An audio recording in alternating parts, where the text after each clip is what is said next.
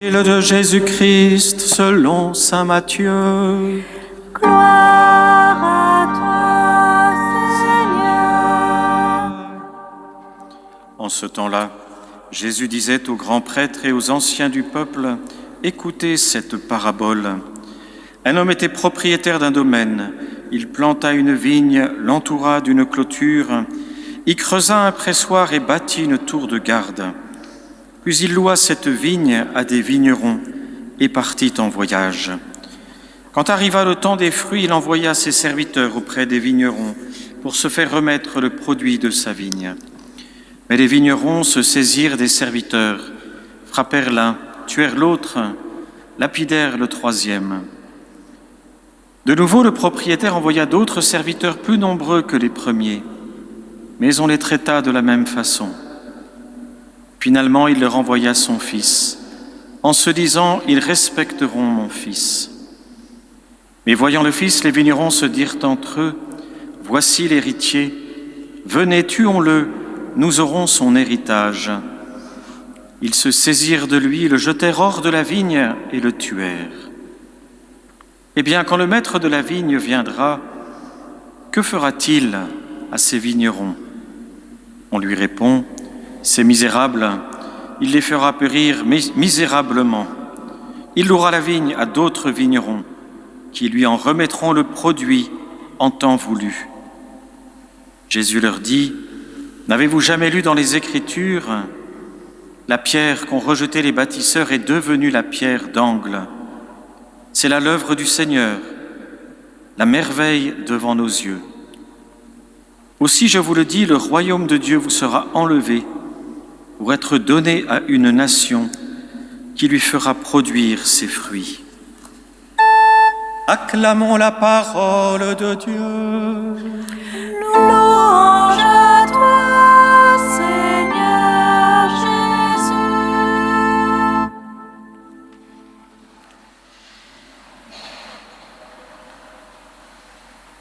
Cet évangile nous invite à un moment contemplatif, c'est-à-dire regarder de façon simple et aimante ce mystère de l'amour du Père à notre égard.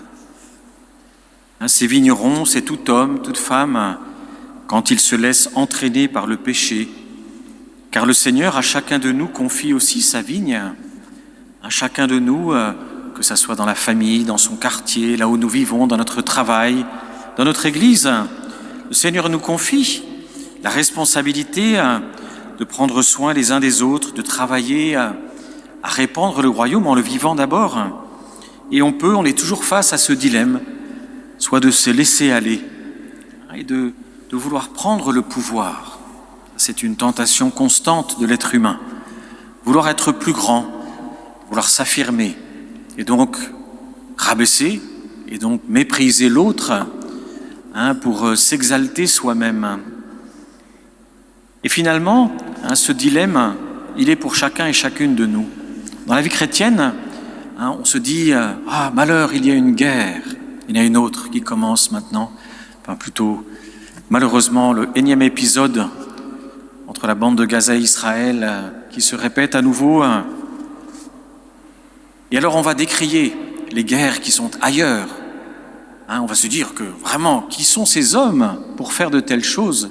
Et pourtant, nous, dans notre vie, on peut facilement faire de même.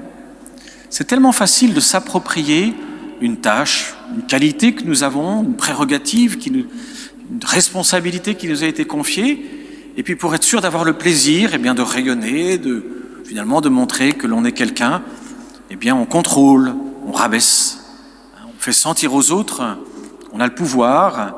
Alors parfois on le fait discrètement, soi-disant discrètement, en faisant des petites exactions, en faisant simplement des petites choses, mais de toute façon, c'est toujours notre orgueil, c'est toujours cette tentation.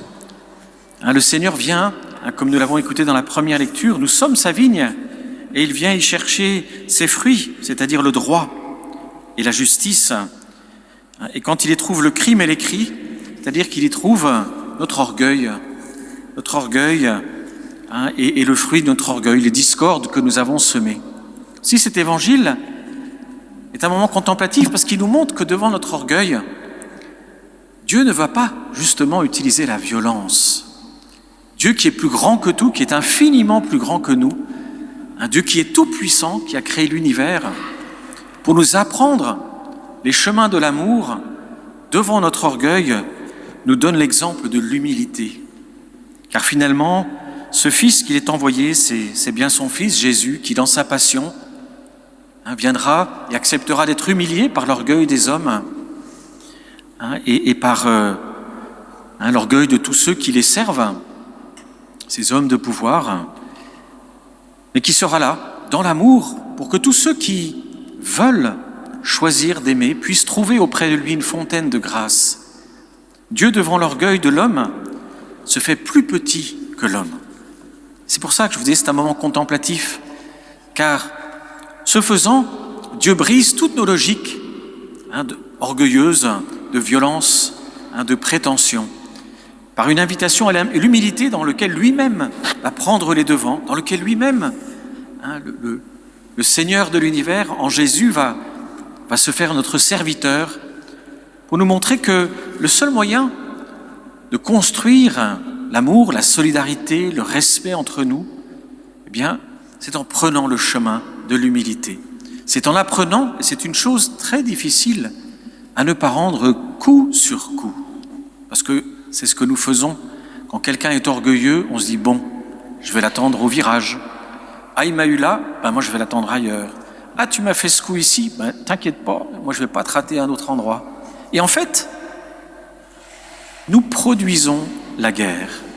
Plutôt que d'avoir des familles, des voisinages, où on apprenne, ce n'est pas chose facile, parce qu'on peut se heurter à des personnalités difficiles et parfois, dans lesquelles on peut trouver une certaine forme de méchanceté.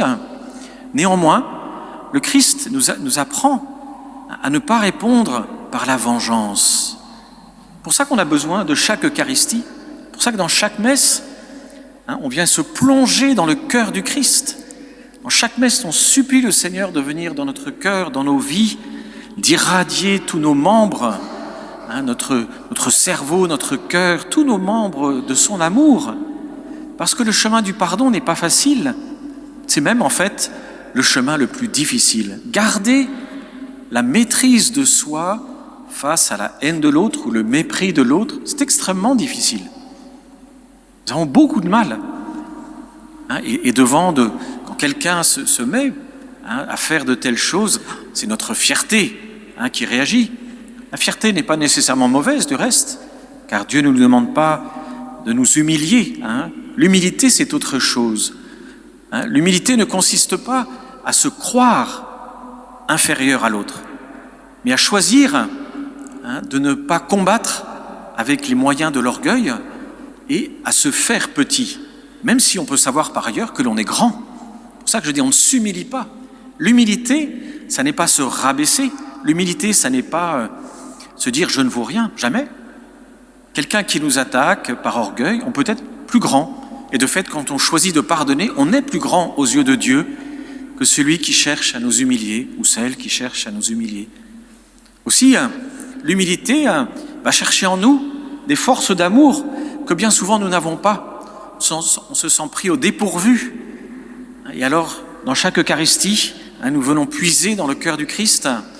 Dans chaque moment de prière, on vient s'abreuver au cœur du Christ, s'abreuver aux sources même de son amour, pour choisir de pardonner, d'être grand et honorable par l'humilité, d'être plus grand que l'adversaire par l'humilité, en choisissant, comme le Christ, de se faire petit, non pas parce que l'on se rabaisse, mais parce qu'on sait, en Christ et par lui, que le seul chemin qui construit réellement la communauté chrétienne, humaine, la famille, c'est ce chemin du pardon. Aussi demandons cette force de l'amour, cette force du pardon. Puis demandons aussi la force de demander pardon. Malheureusement, c'est quelque chose que l'on apprend peu. C'est déjà pas simple de pardonner quand quelqu'un vous demande pardon. Parce qu'on sent qu'il y a une bataille en soi. Parfois, on se dit, ça y est, le moment de la revanche est arrivé. Donc, il y a une bataille pour accepter que l'autre, en demandant pardon, bien, puisse le recevoir de notre part. Mais il faut aussi beaucoup prier quand on est face à quelqu'un qui est dans l'orgueil pour qu'il sache demander pardon. Car quand on s'est exalté dans l'orgueil, c'est bien difficile de se reprendre et de se faire petit pour demander pardon. Et on a besoin de la grâce de Dieu. Combien il est important que nous prions les uns pour les autres, de demander la grâce au Seigneur, quand quelqu'un opprime d'autres personnes ou nous opprime, de demander la grâce pour cette personne de cheminer. Et d'autant plus, on voit la personne s'enfermer dans une structure de péché, d'autant plus important sera notre prière. C'est pour ça que le Christ nous invite à prier pour nos persécuteurs. Aussi, demandons la grâce. Vous voyez, en ayant écouté cet évangile, nous pourrons le relire, de contempler la grandeur de Dieu, qui devant la logique de notre péché, va devant ces hommes qui maltraitent les serviteurs, envoie le Fils, envoie le bien-aimé, pour nous faire comprendre que Dieu est dans une logique d'amour et non pas de combat avec nous. Il est infiniment plus grand que nous. C'est à lui que nous aurons à rendre des comptes au jour du jugement. Et nous serons tout petits devant l'Éternel ce jour-là. Eh bien, l'Éternel, devant notre péché, nous enseigne qu'à ses yeux, la seule véritable attitude, c'est celle de l'amour. C'est celle du pardon. Alors demandons cette grâce. Bien de nous plonger dans le cœur du Christ. Et au moment de la communion, quand on reçoit Jésus, de nous plonger dans son cœur et de lui demander cette force, cette noblesse de l'amour qui nous rend plus grands que les persécuteurs et qui nous enseigne les chemins du pardon et de la prière pour ceux qui nous persécutent. Amen.